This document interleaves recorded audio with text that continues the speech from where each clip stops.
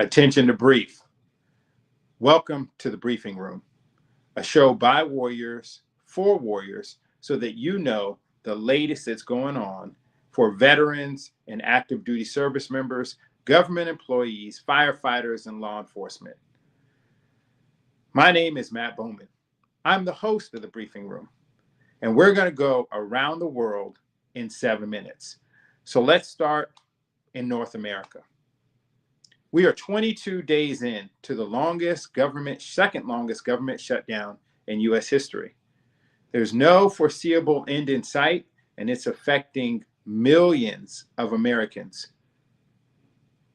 Active duty received their October 15th paycheck, and we're waiting to see at the end of this month that we can receive those paychecks as well. Government contractors are impacted, retirees are nervous. So let us keep a close eye on this government shutdown and what it means. So this is your tip for today. Stay close to opm.gov. That is the website where you can get the latest and greatest as to what is going on with your career, with your job, and with your paychecks that are impacting your families. Second issue that's going on in the United States right now is the role of the National Guard and those of us who swore an oath to the Constitution as we are tasked to go in to support federal efforts, federal law enforcement efforts. The Supreme Court is weighing in on those issues. Governors are weighing in on those issues. The President and administration are also weighing in on those issues. These are critical times for our country and critical times for us as warriors to make sure that we can do what is asked as long as it's in a lawful manner and in accordance with the Constitution. Going down to South America, United States and Venezuela are still at loggerheads. Colombia is also now entering into the conversation as the president has indicated that he is fully committed to going into Colombia and to reduce the threat of illegal drugs flowing from Colombia and Venezuela north into the United States. Since 1947, the United States has had additional measures to try to flow the flow of drugs from South America into the United States, largely unsuccessful. So history says that until Americans face the cold, hard truth, that is our drug use that fuels all of these illegal drugs coming into the country, we're probably forever going to have a problem. Additionally, in South America, Guyana still has the fastest growing economy in the world. So those of you who are veterans and looking at opportunities offshore, please keep in mind Guyana. Let's cross the Atlantic. In the European theater, Ukraine and Russia are still at it. Russia shows no signs of seeking a peace agreement. President Trump canceled the summit with President Putin to discuss the peace agreement. So let's keep a close eye on that. Thousands of people have been killed unnecessarily in this war. And so as veterans and as active duty, it's incumbent upon us to stay on top of everything that's going on in Ukraine and Russia. Additionally, in the European theater, Cyber Command right now is dealing with the Jaguar Rolls-Royce cyber attack. For those who don't know, that's almost a $2 billion cyber attack that just happened last week. It is the largest cyber attack to date. And in the future, we can expect more cyber attacks like that to happen. Let's flow down to Israel and Gaza. We have a tenuous peace agreement. Hopefully it holds. There's been some bumps in the road, but so far it's going better than expected. As we now go into AFRICOM, we talked last week about the events in Madagascar. This is the so what. When young people get unhappy, bad things happen. So Madagascar had fuel problems, food problems, all the F problems you can imagine.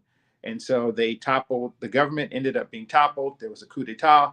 And now in Madagascar, the fear is that there will be an African winter where the unrest in Madagascar will spread to other parts of the continent. Additionally, in Nigeria, Boko Haram is still active. So we have Islamic insurgents there in Nigeria that are a constant threat to America and her interests. Now, as we go to the Indo-Pacific region, China, China, China, the good news for all of us who've ever wore the cloth of the nation is that America, the United States of America, and China have two good things going for them. One is they are the centers of innovation in STEM in the world. Right now, the United States is the world leader in innovation in STEM, but we are only a nanosecond ahead of China. And so if we don't get more young Americans into science, technology, engineering, and math, we will have a big problem.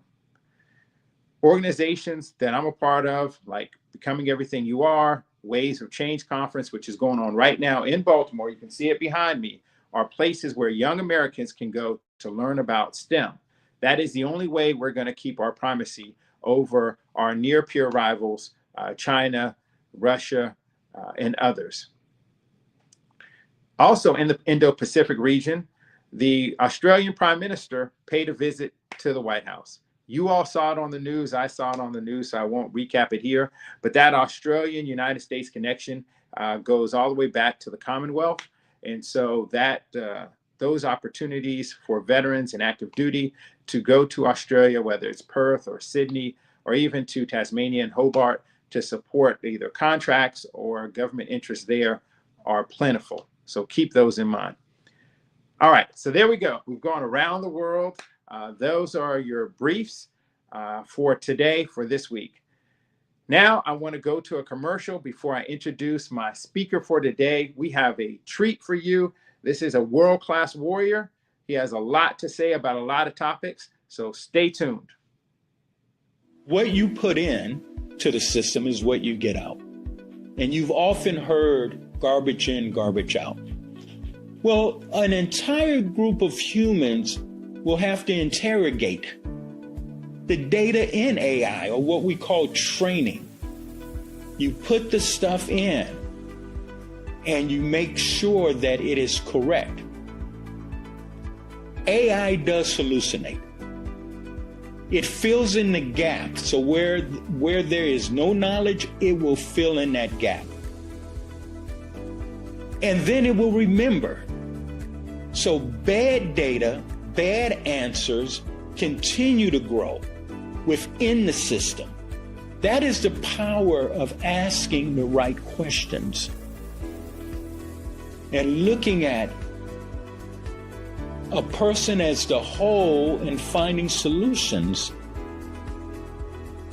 and not simply using it as a quick research tool, but actually using it as a way of augmenting to the brain and to the knowledge and to the specialty of experts.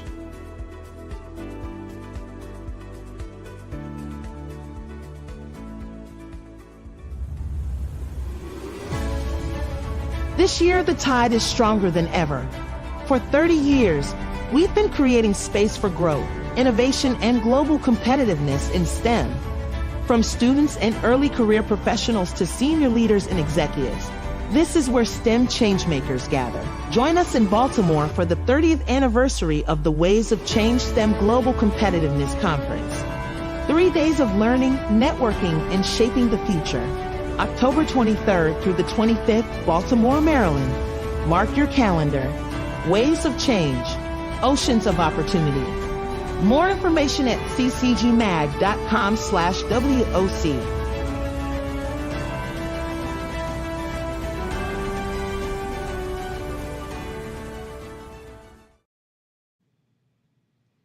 All right, welcome back to the briefing room. We just saw that there's an announcement that we may be having a new Vice Chief Staff of the Army, so we'll keep you updated on that. And we'll also, later in the show, talk a little bit about the No Kings protests that happened throughout the country in cities all across America. But right now, I want to get right to it. I have today Colonel Jaron GQ Roux. He is known throughout the Department of Defense and throughout the country. There he is right there, as a leader, as a warrior. Wait, what is that? I tell you, I knew this show was going to be great. I knew it. I mean, listen, you come with the smoke every single time. You just come with the elephant in the room. You always bring the smoke. So welcome to the show, sir. Thank you so much, Matt. I really appreciate it and just really honored to be here and look forward to chatting. Absolutely. So, on this show, it's a show by warriors for warriors. You are one of America's best. You've been there, you've done that. But on this show today, we want to learn about your leadership. We want to talk to you about what made you into the man that you are today. And then we're going to, on the latter part of the show, go into the elephants that are in the room, the things that young veterans and active duty men and women need to hear from leaders like yourself. So let's go all the way back. Let's rewind it all the way back. Tell me about your family, what it took to make a Colonel GQ Roux. Well, first of all, none of this would be possible without, our faith in our Lord and Savior, Jesus Christ. So I'm just a walking miracle. And I was raised by my grandparents, Everett and Dorothy Burton, who are from Natchitoches, Louisiana, originally moved out to California. And then they had my mom. My mom and dad were never together. But my mom suffered through, drug abuse through her younger years when she had me. And I was just very fortunate to have, that matriarch in our family that was able to step in and help raise me. My grandmother, the oldest of 17. Oldest of 17? 17, yes, sir. So oldest of 17, and at 50 years young, took me in and raised me. And so Inglewood, California, where I was born, grew up, moved in my high school years to a city about 50 miles east of there, Rialto, California, where I was fortunate to play a little basketball, do well in school, and have the opportunity to go to the United States Air Force Academy by way of the Air Force's prep school. Now, GQ, there are high school students, thousands of high school students who are going to hear this story. And, a lot of times when they see a pilot and a corporate executive, they think that, they came from these silver spoon backgrounds. So can you talk a little bit about, you hinted at it, but how sports played a part of you getting to your success, and also how academics, listen, you're a good student. Let's cut to the chase. Bad students are having tough times. So it's important for young people to be good. Yeah. And I think, all credit is due to my grandparents who emphasized education.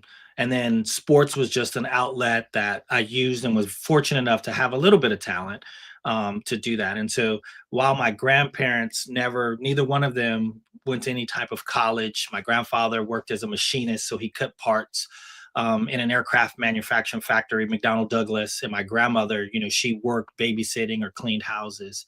But they always instilled in me discipline, to work hard and never quit anything that I was at. And so I was fortunate to be able to have some academic success early on and some great educators who invested in me. And then as well as on the athletic side, coaches that saw talent in me and opened up opportunities. I had no clue about service academies until a coach said, you got decent grades. You're not the greatest ball player, but you could probably make it here. You should look at them. And that's really how I found them.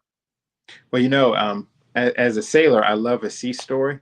So can you share with the audience perhaps a sea story from your childhood or an experience from your childhood that really helped shape you into the man that you are? Yeah. So, growing up in Inglewood, California, and just Southern California in general, in the 80s, early 90s, the gangs were a thing. A number of my family members were Bloods. Bloods and Crips were a thing. And being exposed to that early on, I knew that I did not have the heart to do that that wasn't my lifestyle. And so as a result of that, I knew that I had to try to find something that I was good at to pave the way and be different. And fortunately enough for me, education and basketball was that outlet. But unfortunately, I had a number of friends that were murdered coming up, and I think back to that movie Scared Straight. That was one of the things that helped propel me to stay away from a lifestyle that I just wasn't built to do. But I did find that purpose in my life through the military. Excellent. Well, thank you for sharing that. So you went to the United States Air Force Academy. What's that like to go from California, going over the mountains, you know. It was a culture shock, if I'm being honest. First generation military type guy, and so I didn't really know what I was getting into. But the one thing my grandmother made me promise her is once I started, I wouldn't quit. So once I got there, there were times where I wanted to quit. The whole military lifestyle thing wasn't necessarily. I didn't know what I didn't know, but once I got into it, I was like, "Ooh, I've got myself into something." I like to share with people my saving grace was I like to look good, so putting that uniform on, shining up those shoes, I could always look good. And so that was kind of what I focused on in sports as well. But that, and then growing community. The academy really taught me the value of community, and that is what helped me to make it through that place, and really throughout my career. Yeah, that there's some key takeaways. Grandma says never quit. Grandma says never quit. So those of you listening, that's one of the key takeaways. Building community and building teamwork. I'm having a conversation tonight with a young man who's considering the United States Naval Academy in Annapolis. And that is where I'm going to begin, and that's where I'm going to end, is that if you want to come into this band of men and women warriors, into this organization, that teamwork is the most important thing. And Matt, if I could just one other quick point on that. The academy provided opportunity, and I think that is something that many of us forget to emphasize. That I had no idea of what was possible in my life, but the academy, service academies, the military writ large, provided many windows of opportunity that I was able to jump through and really improve my quality of life. Well, there's a lot of people that it's not that they say no to the service academies. A lot of them say, I don't know. Unless you come from a military family, the service academies, including the Coast Guard Academy and the Merchant Marine Academy, are hidden. These are literally hidden opportunities. So how did you become aware of the Air Force Academy?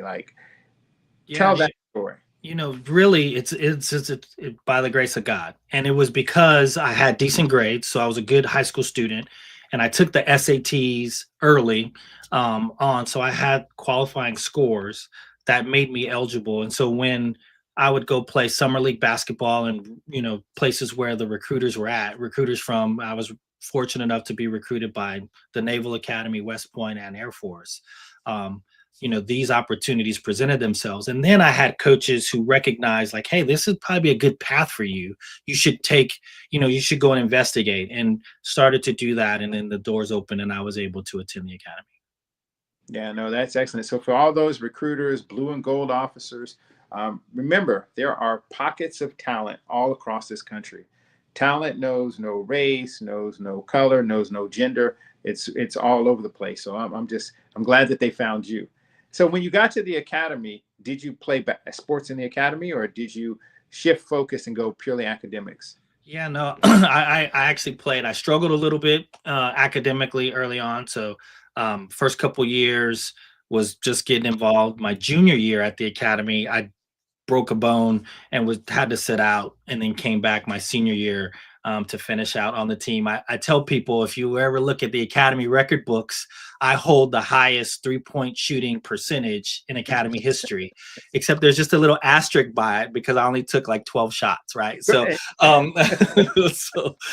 it's my claim to fame, but there's always a little asterisk by it. I love it. And so then after the academy, I mean, you're people don't realize this, but even when you went to the academy, you're probably still on that leading edge of African-American Air Force Academy students. It's not this long blue line of, thousands and thousands of Air Force Academy graduates. You're still kind of, leading edge. So can you talk about that and the cultural experience for that? You talked about kind of recruiting afterwards. So after I graduated, I spent a year working in the office no longer exists, but it was called Minority Enrollment. and it was where 10 of us fresh graduates were kept back to go recruit around the country and help to try to just bring all students, but with a focus on trying to increase minority numbers to come in. And the thought was, if they see it, they could be it, right? And usually it was places where we were from. So I went back in Southern California and the West Coast and talked to a lot of schools on that front to try to get people interested in that. And then after that year, I went on to pilot training. And so to put it in perspective, my class graduated 48, if we talk about Black pilots, 48 Black or African American grads from my class year in 2000. And then there were probably only a handful of us, 15 to 20, that went to pilot training. And I was fortunate enough to be one of those at Columbus, Mississippi. Wow. Now that's, flight school is, they make movies about flight school. So give me a C story about flight school. So funny story about me in flight school was I struggled in the beginning. And the biggest barrier for me was not that I couldn't fly, not that I couldn't talk on the radios. I just couldn't fly and talk on the radios at the same time, And so it was not until I kind of got to this place of, we'll call it aviation maturity, and I encountered some instructors that could impart in me in a way that resonated with me, that I started to excel. And so my first half of pilot training, we used to have what we called end of block rides. So you learn some things and then you have like a ride at the end to make sure you had those. Every single one, after I walked out of the room, they automatically put my name on the board to refly the ride, because every single time I needed to repeat that ride. And one day I forgot something and had to come back and saw that my name was already on the board. And I was like, really? Is this what we doing? You already think I failed, but it was just one struggle that I had while I was in pilot training. But yeah. No, and thank you for sharing that. What most people don't know about aviation is that aviation is another one of those family businesses. And there are people who are coming out of all parts of the country, of all races. If you've never been in a cockpit, it is a fire hose. Flight school is not called the most demanding graduate school in the world for nothing. And a lot of people come with a whole 10 or 12 years worth of flying experience in order to get that aviation maturity. And if you come from a place where you don't have the 40 hours to get a private pilot's license, you are literally under examination getting aviation maturity. So that's something that a lot of people don't know, that there's people come to flight training with different levels of experience. Some are actually, certified flight instructors by the time they get there as a student, and they're competing against a person who goes, so tell me again, in the book it says clearance. What is a clearance? And it's just, it is what it is. Correct. Yeah. And that was me. I was a 0-time flyer when I showed up to pilot training. So yes. Yeah. All right. So then you get, you work through flight school, you make it. I mean, attrition for flight school is, on the Navy side, it's double digit attrition. So, whether they come from MIT, whether they come from the Naval Academy, whether they come from, any one of the R1 schools, a lot of us are STEM majors. A lot of us are, athletes and scholars. But getting through flight school is just half of it. Tell us about the fleet. Tell us about going into the force. Yeah. And so I noticed you use the Navy term, the fleet. Air Force wise, we talk about it going to our operational squadron and starting off there. And so I was very fortunate to get my first choice of aircraft and assignment. So I flew C-17s and was based in Charleston, South Carolina. And so around this time, 9/11 has just happened. I show up to Charleston October of 2002. And, so we are in the wake of 9/11, fighting the war in Afghanistan, and then on the verge of diving into Operation Iraqi Freedom 2003. And so very busy time. So I jumped in and got right in it. Lots of flying hours to be had, lots of time flying in the Middle East, but really cutting my teeth as an aviator. And I had the great fortune to gain a lot of experience quickly. And I was fortunate to rise through the ranks. I attended the Air Force's version of Top Gun, the weapons school. And so, all these things that I was just very, very fortunate enough to take advantage of, but really hone and perfect my craft to become known as an expert in the C-17 in my first 7 years flying the platform. And GQ, I'm going to tell you what I love about our business, this business of warfighting, is that we are all taught to be quiet professionals, to do what we do, we have a swagger, and you have a swagger, but to really be a quiet professional. But I want you to go back, because in those first 7 years, you didn't just go out and have experience. The reality is that you killed the game. I'm on the Navy side, and I heard about you, and you're in a whole different service. So what are some of the tips that you would give to young officers and young enlisted? How do you leave a training environment and then, just literally accelerate and go vertical once you are leading men and women in combat and in war? Yeah, I think the first thing, you have to make a commitment that you want to be great.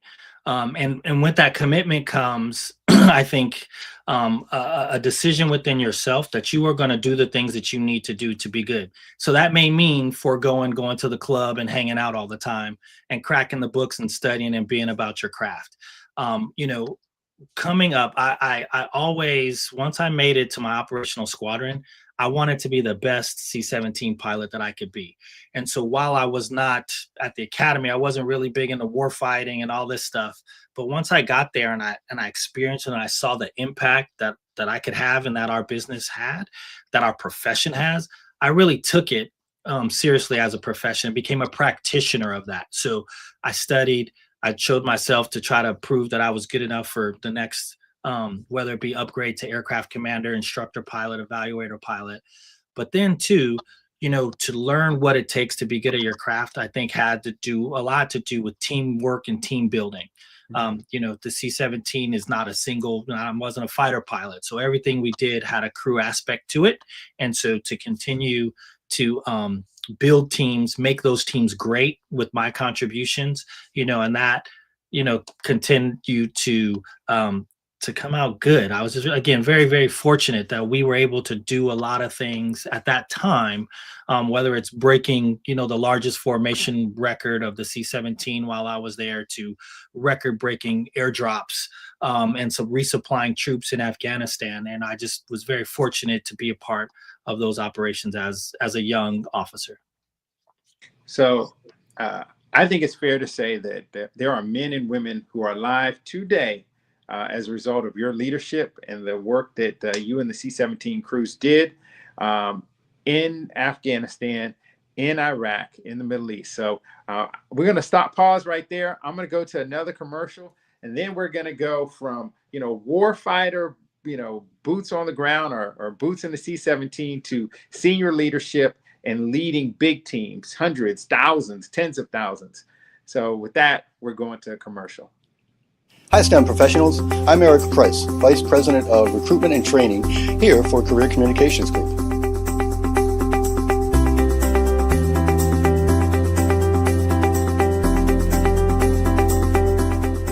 Our conferences have something for everyone. It doesn't matter who you are. Let's say, for example, you are a new college student, need some soft skills to learn. Guess what? We can help you there. If you're an existing professional who's looking to rise up the corporate ladder, we got you covered. Our remarkable thought leaders will introduce you to out-of-the-box thinking, develop your existing professional skills, and expand your leadership skills. My name is Eric Price, and I'm Vice President of Recruitment and Training here at Career Communications Group, and you can contact me either by calling our headquarters office at 410-244-7101 or via email at eprice@ccgmag.com. And I look forward to hearing from you soon.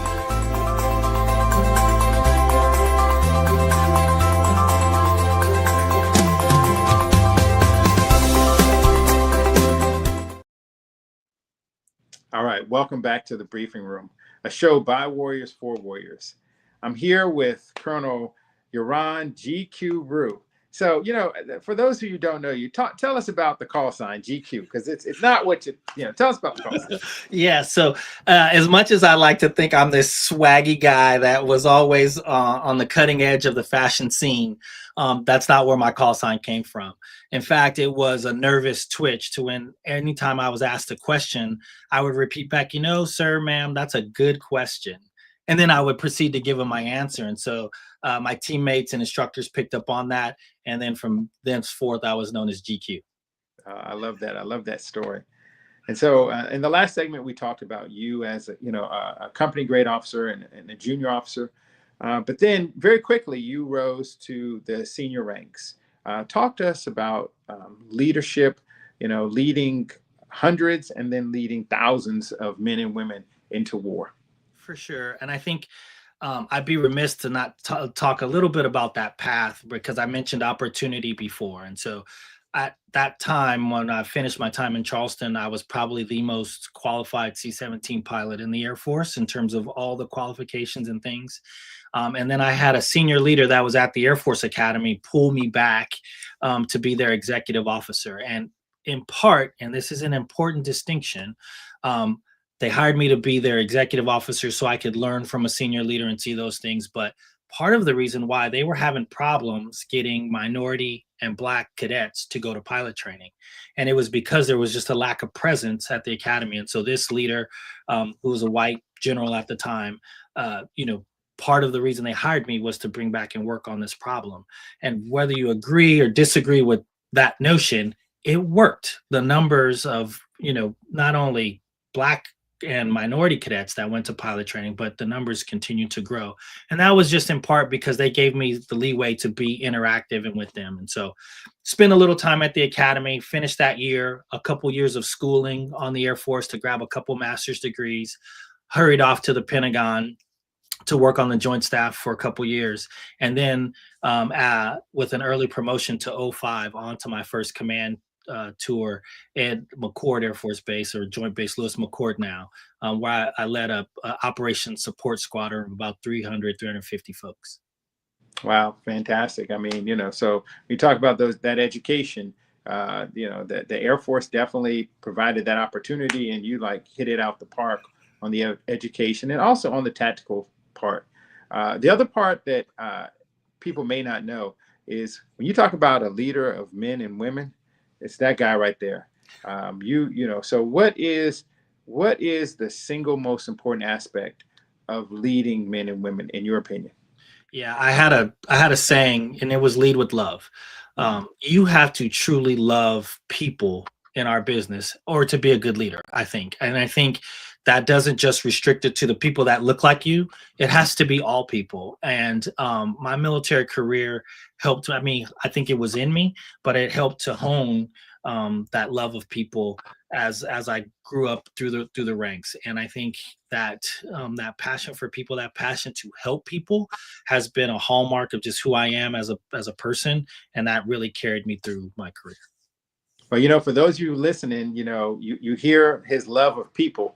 But don't misconstrue it. One person, when I was telling them that I was going to interview you, they said, yeah, Colonel Roux, he's a great guy and everything, but he's a velvet hammer. And I said, a velvet hammer? He said, yeah, he has high standards and demands a lot from you. So, but he leads with love, but he's still a velvet hammer. So that was what one of the people said. So, all right. So now you have this command of a squadron, several hundred people.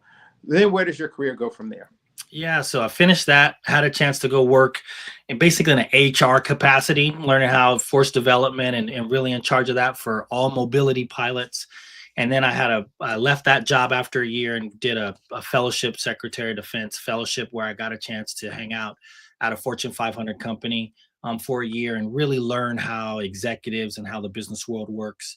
And then following that, I was blessed to get promoted early, and then off to my first 06 level command job as a deputy commander over in Al Dhafra.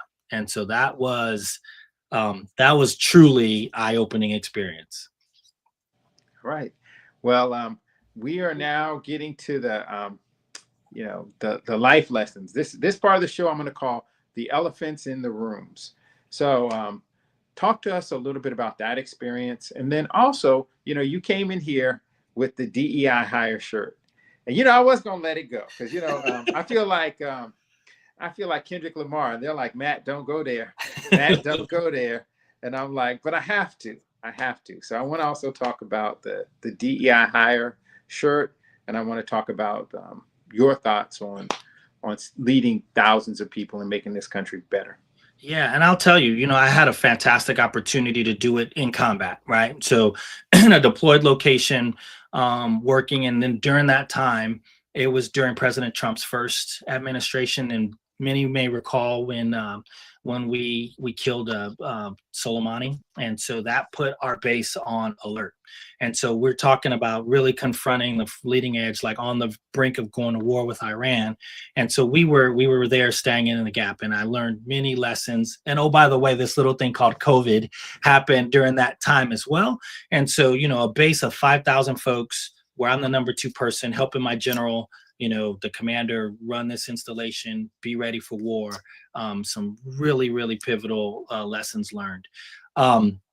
And then, following that, I had a chance to go back and then run a wing for myself for a period of time before then, and then before retiring. And so, I think before we talk about the shirt, I have to say that, while my career has been blessed with many opportunities, I have not always been the best. I've had missteps and setbacks and failures like many people. And I think as I reflect on those things, like for anybody that's out there, trials and tribulations are going to come. Some that you manufacture on your own, others that just come because of life. And I think, when you have good character and you try to do the right things, right, and you own your mistakes, you can move on from them and still do well. And I am definitely a living testament of that. No, and especially now, with so many federal civilians, 22 days in, active duty military, so many uncertainties.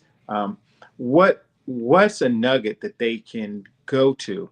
Because what do you do when it's not sunshine? How do you stand the rain? What's your go-to for support? Yeah, I think so I'm a person of faith, right? So for me, it involves a lot of, prayer and looking to the Lord to help guide me. But even if you're not that, I think this belief that you take it one day at a time and every day you're going to make better than the one before. That was the one thing that I always held to. Like, even on my lowest days, I was like, okay, today sucked. Tomorrow will be better, and then it was. And then you keep going and you keep sticking to it. And kind of that notion that you talked about from my grandmother mentioning before, never quitting, you can never quit. And I think, Angela Duckworth talks about grit, right? And that's persevering through things over a sustained period of time. That grit is what makes you, and it molds you, and it helps you become better. Wow, no, I think those are fantastic words.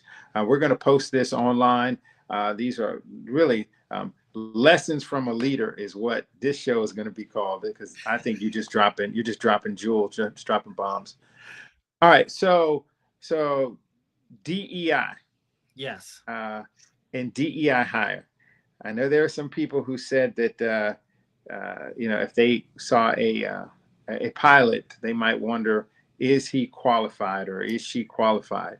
So let's just go there. I mean, my producer GQ is shaking her head. She's like, don't do it. But let's just go there. Yeah, I think it's important to have a conversation around, DEI and its original origins, if you will, diversity, equity, and inclusion. And, not to make any political statements about it one way or the other, but, when we recognize that we all bring something different to the table, that's diversity. Inclusion. As a pilot, it has nothing to do with skin color, background, ethnicity. It's a part of good crew resource management. It is what makes pilots successful, right? The ability to include all parts of your team to help you safely and efficiently execute a flight. That is what inclusion is. Equity, you could argue that was used, weaponized on one side or the other. That's fine, but in my second career, especially as an entrepreneur and helping build a business, we use DEI as definitely earned it, because to your point, referencing, Mr. Charlie Kirk's statements on Black pilots, that just is a misinformed opinion. Like, there is no such thing as a person that's in a cockpit of an airplane that you're riding on that's unqualified. They all have to meet a certain bar. You have to have an air transport pilot license, or an ATP. And then once you get to the company, you have to go through all the same evaluations, training, and markers that every pilot, regardless of race, gender, color, background, has to go to be there. And so, those types of comments, I think, are hurtful in terms of bringing about unity, but it also puts a bad light on what is a strength, what is a core difference, and when it comes to businesses aren't in the world to just make people feel good. They're there to make money. And so obviously there has to be something behind that from a business sense. Got it. And I know that the Air Force Academy just had a resolution. I think Lieutenant General Bishop and some of the folks had put forth a resolution to make God bless the dead, Mr. Charlie Kirk, a honorary member.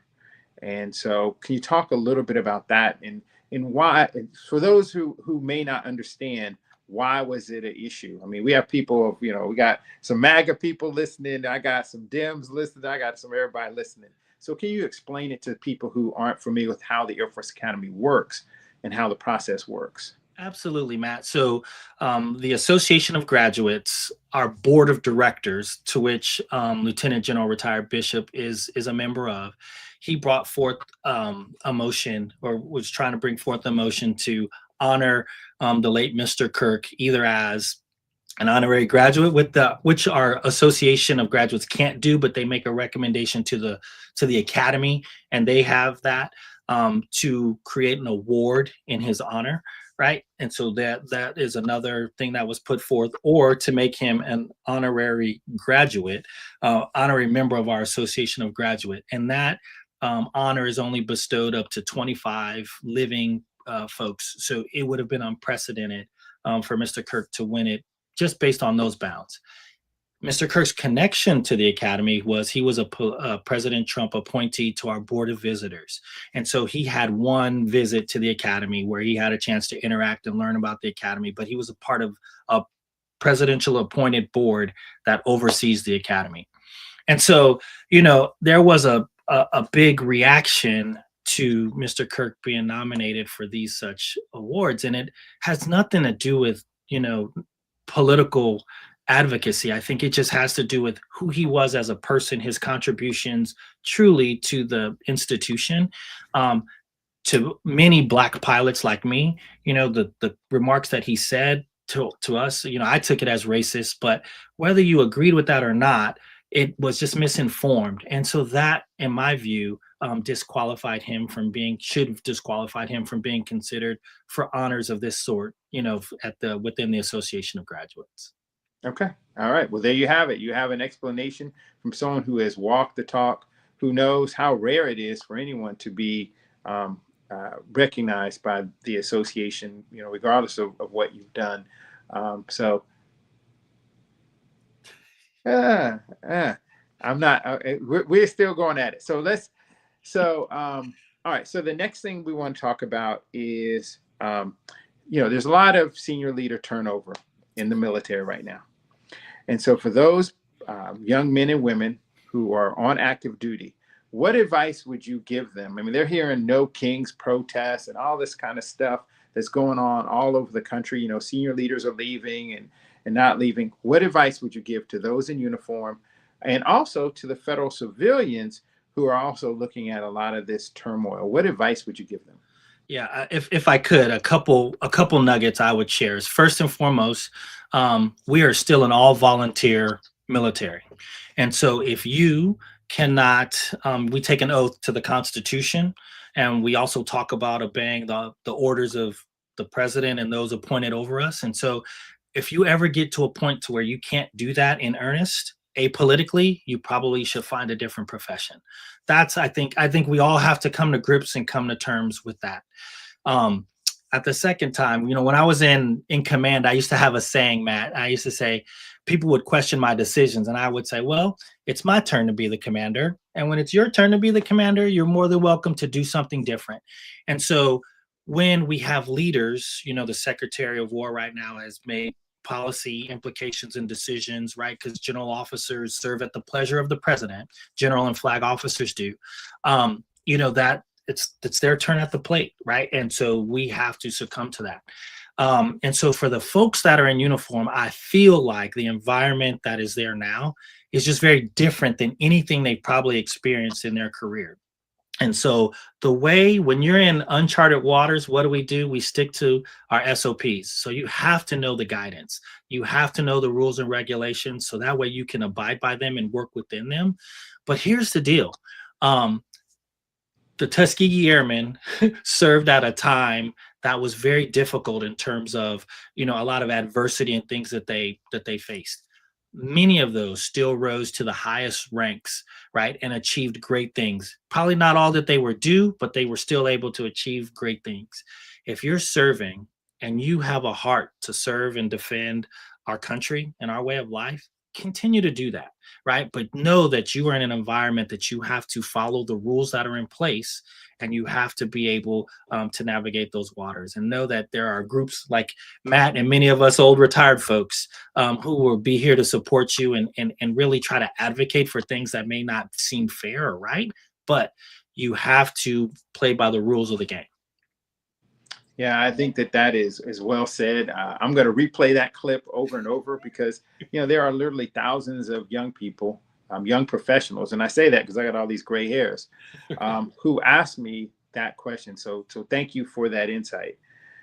Let's talk about entrepreneurship, right? Yes. Because, at the end of the day, if, the Indo-PACOM update, America has two things going for it. We still are the innovation capital of the world. We still are the greatest country in the world. And we still have something called a wealth effect that Americans spend money. People are sitting at home, furloughed, cleaning garages and spending money. It's the craziest thing ever. But that's what we do as Americans. So entrepreneurship is also something that's near and dear to you. It's something we preach here at Waves of Change and at Becoming Everything You Are. So can you talk about entrepreneurship for the audience? For sure. And I will tell you, as a retired 06, I did not have an entrepreneurial bone in my body. I'm quite risk averse when it comes to my own personal finances and ventures, so probably that's why the military worked for me, because I knew if I did these things, this was going to happen. When you step in the world of entrepreneurship, it's a little bit of unknown, but the great thing about it is the work and the sweat equity that you put into it bears much fruit. And so I would be remiss if I wouldn't, I got into the interview prep business because of two great men, Tron Williams, who's the son of he's a naval aviator, retired naval aviator, and nephew of a original Tuskegee Airman. And so he started a company called Spitfire Elite, and him and his business partner, Bill Sims, who was a Marine aviator, they started this company, and I used them when it was time for me to transition from the Air Force to the major airlines to help me prepare. And after I went through it, they asked if I wanted to come on board and coach.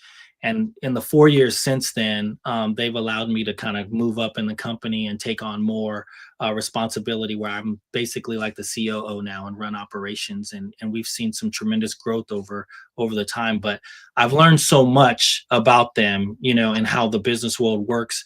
But here is one of our principles. You can't help everybody until you help everybody. So the program that we've created was for the everybody's.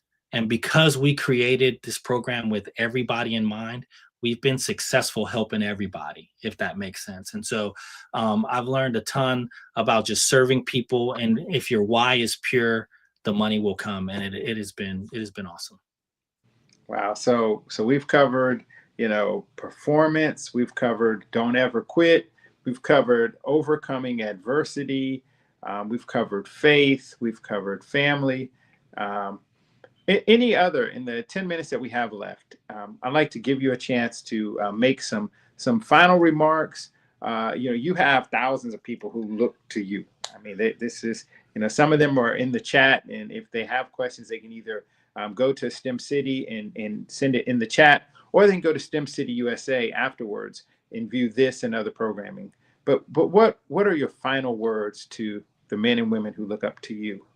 Yeah, Matt, first, I just want to say thanks for this opportunity to share with you. I would say my final parting shot is, I wouldn't be here if it weren't for the grace of God. And then, I'm very blessed to have a family, my wife, my 3 daughters, right? Like, who have been there to support me through the ups and downs, through all the ups and downs.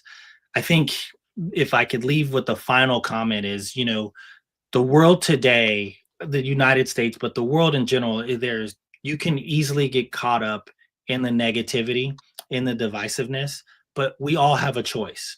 I choose to serve people. I choose to use my time to try to help people. And I think if we did that with an element of empathy, to sometimes try to understand where other folks are coming from, and then to react and not always take it to level 10 and get super emotional with things, that would help us advance the ball down the field, if you will. And no matter what you're talking about. At the same time, we don't want to sacrifice respect for ourselves. And I see that oftentimes. And I know a lot of young officers and young military folks that reach out to me. They're like, there's nobody here that advocates for me. And I think, that mindset can get to be a little defeating at times, but programs like this, different mentorship programs that are out there, like, there are tons of people that are there advocating for you and that are there to help you navigate these waters as you're still in. And so continue to lead with love. I think that is the best way to attack everything, and try to, not only maintain your level of respect, right? Because we're not going to let anyone just run all over us, and then know your worth. Wow. Fantastic words. GQ, thank you for being on the show. I got to have you back, brother. We got to have a part 2. We got to have a part anytime. It'd be my pleasure, for sure. Absolutely. I'm now going to go to the closing commentary. So to the producers, if you will turn that screen on me, we're going to close out, and then I'll circle back to you, GQ. For those of you who are out there, if you're furloughed, if you're active duty, know this, that they have a cadre of retired leaders who are here for you. You may not have heard as much as you would have liked, but there are men and women who are standing in the gap.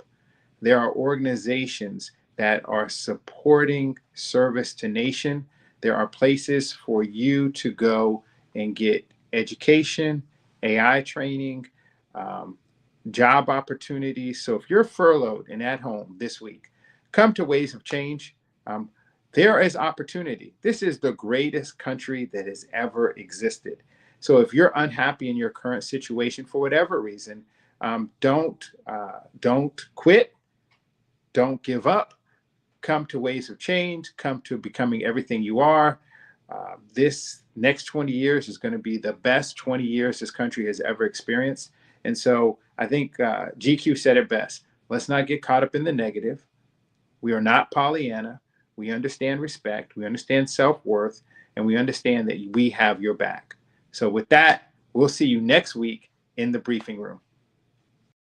Sometimes we don't even know what we don't know. And we don't know who we can talk to. But it's organizations like this where you can have those conversations so that you don't feel isolated. What do I need to know to get there? Okay, I went to college, I got the degree, I got a master's, or I got a PhD. How do you make certain that you know what you're supposed to do and how to navigate a corporation within? That's huge. That's huge. Sometimes we don't have a family member in our circle.